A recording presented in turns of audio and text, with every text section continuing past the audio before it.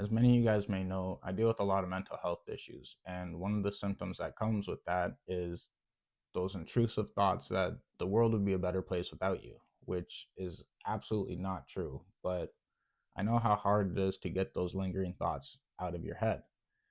And I think anyone that's been sentenced to double digit time, so over 10 years, they have some experience with these thoughts because, if you're doing that much time, it's impossible for you not to think about, the easy way out. And so I'll tell you guys a quick story. The first time I went to prison, I got sentenced to 12 years. And obviously, those thoughts would pop into my head from time to time. But I figured once I was out of prison, they would go away, everything would be fine. So I was released after six and a half years, and those thoughts did not leave me. I still had those lingering thoughts about how I messed my life up and I can't get a job, and the regular stuff when you get out of prison. And so instead of doing the right thing and diving deeper into religion and deeper into prayer and all those things, I dove into alcohol. And if you guys have been watching this channel, you know that my drinking led me to a DUI where I crashed my car and I killed my best friend that was in the back seat.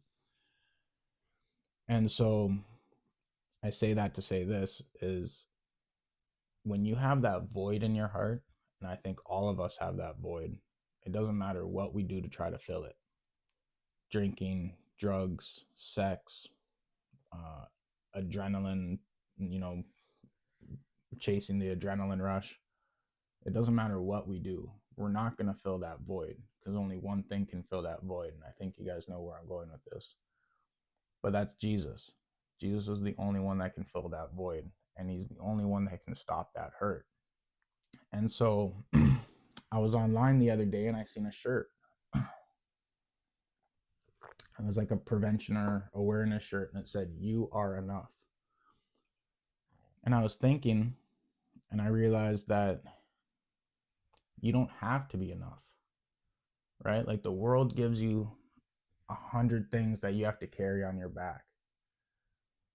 Maybe you can carry it. Maybe you're that strong. But as a Christian, you don't have to carry it all. You can give some of those things to Jesus, let him carry it for however long you need him to, and then you can take it back and you can keep going on your journey, right? And he's always going to be there beside you to help you if you need it and take those few things. And I think that's the most comforting part about being a Christian. And I've said it before, but I want to really emphasize it is you're not going to have a perfect life when you become a Christian. It's not going to be God doesn't just take all the pain away. You're never going to suffer again. You are going to suffer, but you're not going to have to do it alone. And that's one of the most comforting things that I've taken from my faith, right? All those days sitting in a prison cell, I thought I was doing it all by myself, but I had someone there with me, watching me and walking me through the whole experience. And so I take comfort in that for sure. And so I have a couple of Bible verses here that I'd like to read just to finish off quickly. The first one is Psalm 34:18. We'll do 17 and 18. So Psalm 34:17 and 18. When the righteous cry for help, the Lord hears and rescues them from all their troubles. The Lord is near to the brokenhearted and saves the crushed in spirit. Right? He's close to the brokenhearted. And then next we have Matthew 11:28. Come to me, all you that are weary and are carrying heavy burdens, and I will give you rest. Take my yoke upon you and learn from me, for I am gentle and humble in heart, and you will find rest for your souls.